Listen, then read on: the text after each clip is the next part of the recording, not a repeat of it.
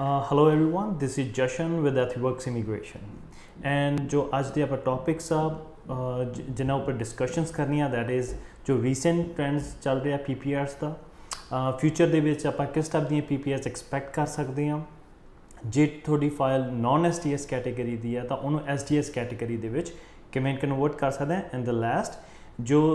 Students दी हजे visa outcomes नहीं आए उन्होंने ऑनलाइन स्टडी स्टार्ट कर देनी चाहिए और shall they wait for their visa outcome. So let's begin today.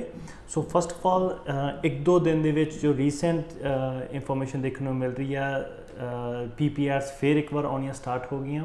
And we have receive 2 more PPRs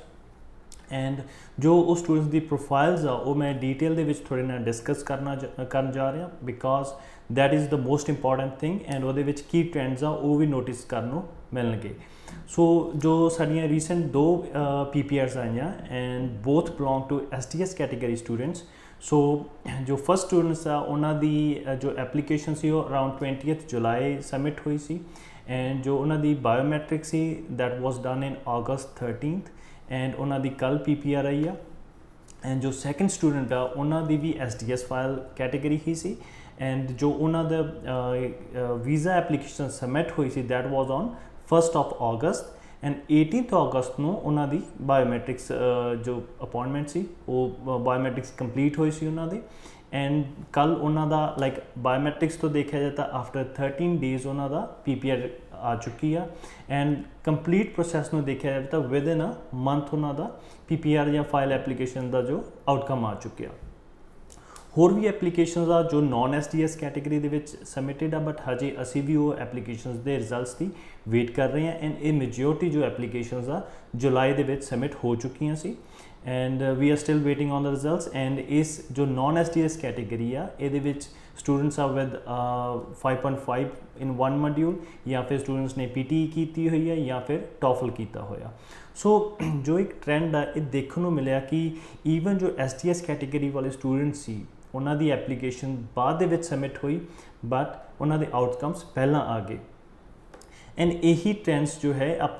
जिमें गल करके लिए फ्यूचर दे विच भी अपने ये ट्रेंड्स बहुत ज़्यादा देखने को मिल सकते हैं। द रीज़न बिहाइंड इज़ कि जिमें आप देख रहे हैं जनवरी इनटेक लिए बहुत चैलेंजेस आ रहे हैं स्टूडेंट्स को एडमिशनस लैन लाइकवाइज जो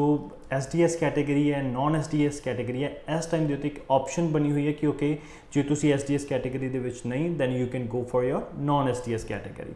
बट फ्यूचर दे विच आने वाले टाइम दे विच बहुत जल्द ही ये एक रिक्वायरमेंट की तरह बन जानी है कि ओके जे थोनों जल्दी अपने वीज़ा आउटकम्स चाहिए पॉजिटिव आउटकम्स चाहिए तो you must apply with SDS category and एक हार्ड कोर रिक्वायरमेंट बन जानी है क्योंकि जिमें कंपटीशन बढ़ूगा there will be more number of applications and obviously जो अप्रूवल्स एप्लीकेशन दी आनी वो एक सर्टन या एक लिमिटेड नंबर होंदा। सो डेफिनेटली जो SDS कैटेगरीज आ उन्होंने प्रायोरिटी दी जाऊगी and even we can see now कि जो SDS कैटेगरीज आ उन्होंने प्रायोरिटी दी जा रही है। जो स्टूडेंट्स दियां नॉन SDS कैटेगरी दे विच एप्लीकेशन ऑलरेडी लगियां हुई वो घबराउण ना देर आ पॉजिटिव रिजल्ट्स जो पहला भी आ चुके हैं जिवें PTE के रिजल्ट्स आए हैं साडे कोल विच was again non SDS category but हुण थोड़ा जिहा डिले चल रहा दैट माइट बी बिकॉज जो अफगानिस्तान दे विच सिनेरियोस होया उहदे करके इमीग्रेशन थोड़ा जिहा they might be focusing that side या फिर जो बैकलॉग्स एकदम होर ज़्यादा वधे होया। सो ਉਹਦਾ मतलब ये नहीं कि जे थोड़ी नॉन SDS कैटेगरी की एप्लीकेशन थोड़ा वीज़ा नहीं मिलूगा बट आने वाले टाइम की आप गल कर रहे हैं वो it could be more challenging compare to the past. Also जे तुसी नॉन SDS कैटेगरी के हुण आप स्टूडेंट्स की गल करते हैं जो अगे जैन इनटेक या मेन इनटेक लिए जा रहे हैं जे जिन्हों ने एडमिशन प्रोसैस ऑलरेडी स्टार्ट कर दिते या फिर स्टार्ट करन जा रहे हैं। सो तुसी अपनी नॉन SDS कैटेगरी नूं किवें SDS कैटेगरी दे विच कन्वर्ट कर सकते हो। लैट्स से तुसी तुहाडे आल्स दे विचों आपां अज्यूम करते हैं कि होर जो रिक्वायरमेंट्स है SDS कैटेगरी दियां वो तुसी सारियां फुलफिल कर रहे हो एंड लैट्स से तुहाडे आल्स दे विचों 1 मॉड्यूल विच 5.5 बैंड्स आ। सो तुसी एडमिशनस इसे स्कोर जो TRFS दे बेस दे उपर ही अप्लाई कर सकते हो या लै सकते हो ईवन कि जे थोड़ी ऑफ लैटर्स आ भी चुकी हैं that is really good but थोड़ी एप्लीकेशन सबमिट करने तो पहला तुसी एक बार फिर ट्राई करो कि तुसी अपनी जे अपने बैंड स्कोर इंप्रूव कर सकते हो एंड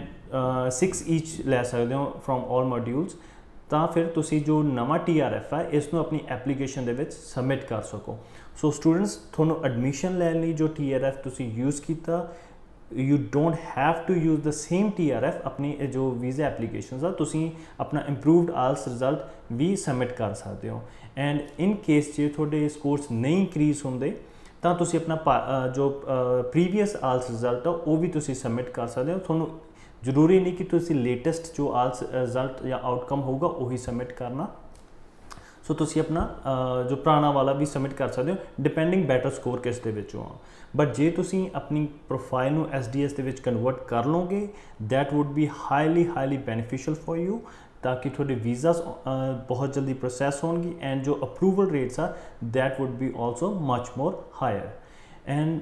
जो आप नैक्सट जो गल करते हैं वो उन्होंने स्टूडेंट्स ਲਈ ਆ जो जिन्हों दी ऑनलाइन स्टडीज़ ऑलमोस्ट स्टार्ट होने जा रही हैं एंड हजे whether you are belong to non SDS category या SDS कैटेगरी, बट थोड़े जो हजे वीज़ा आउटकम्स और नहीं आए।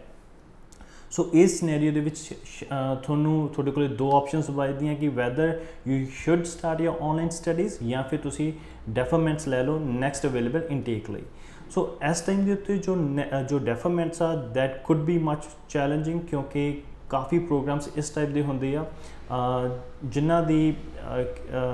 जो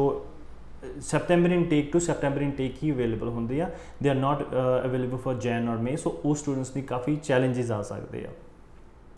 सो इस तरह you could lose 1 more year. So उस चीज़ को अवॉइड करने you could start your online studies, but उस तो पहला अपने कॉलेजिस नाल चैक करो कि उन्होंने रिफंड पॉलिसीज़ जो करंट रिफंड पॉलिसीज़ आ की आ जो थोड़े फेवर दे विच है। एंड बहुत कॉलेजेस जो रिफंड पॉलिसीज़ आ अपनी चेंज कर रहे हैं, they are extending the visa submission lines. So let's say जे थोड़ी सैप्टेंबर 7 नू या सैप्टेंबर 14 या 15 नू क्लासेस स्टार्ट हो रही हैं, तो कॉलेजेस उन्होंने एक्सट्रा 1 to 2 मंथ्स दे रहे हैं अपनी वीज़ास नू अपडेट करने लई। सो वो कह रहे हैं कि you can update your visas in November. Within those 2 months you can start your online studies, and in case जे थोड़ा वीज़ा रिफ्यूज़ल आ जाता तो थोनों जो थोड़ी फीस का रिफंड दिता जो and that will be full refund. So पहला अपने जो रिफंड पॉलिसीज़ आ उन्होंने चैक करो, जे थोड़े फेवर चा go with the online studies. And in case जे थोड़ा वीज़ा रिफ्यूज़ भी हो जाता उस केस दे विच तो स्टिल थोड़े को एक नवी इंफॉर्मेशन होगी ऑफिसर को अपडेट करने लई, जिमें कि AIPs आए सी एंड जो स्टूडेंट्स ने ऑनलाइन स्टडी स्टार्ट कर दित्तियां सी वीज़ा रिफ्यूज़ल तो बाद जिन्होंने request pi review of the application उन्होंने वीज़ास मेजोरिटी केसिस दे विच आ गए सी। सो इत्थे भी तुसी एक हाई स्टैंड चांस जिहड़ा हुंदा थोड़ा स्ट्रोंग होगा कि इन केस थोड़ी रिफ्यूज़ल आ जाती है बट तुसी ऑनलाइन स्टडीज़ कर रहे हो तो तुसी ऑफिस नूं प्रूव कर सकते हो कि असी ऑलरेडी ऑनलाइन स्टडी स्टार्ट करतियां सीगियां, जिहदे विच काफ़ी हायर चांसिस बन जाते हैं थोड़े visa approval they after review. And but make sure करो सब तो पहला कि जो थोड़ी अगेन रिफंड पॉलिसी है जो थोड़े कॉलेज की वो थोड़े फेवर च जा रही है या नहीं जा रही, and if it's not then we would recommend कि गो फॉर द डेफरमेंट या फिर अदर ऑप्शंस। ऑल्सो जो साड़ी वीज़ाज दी जो आउटकम्स आए अगेन जो प्रोफाइल्स आईयां सी। So one was with Calgary ये बो वैली कॉलेज के सीगे स्टूडेंट, उन्होंने आया जो रीसेंट आउटकम आया SDS कैटेगरी का, and the second student was from North West College Edmonton. So for more information you can contact us and till then good luck and stay safe.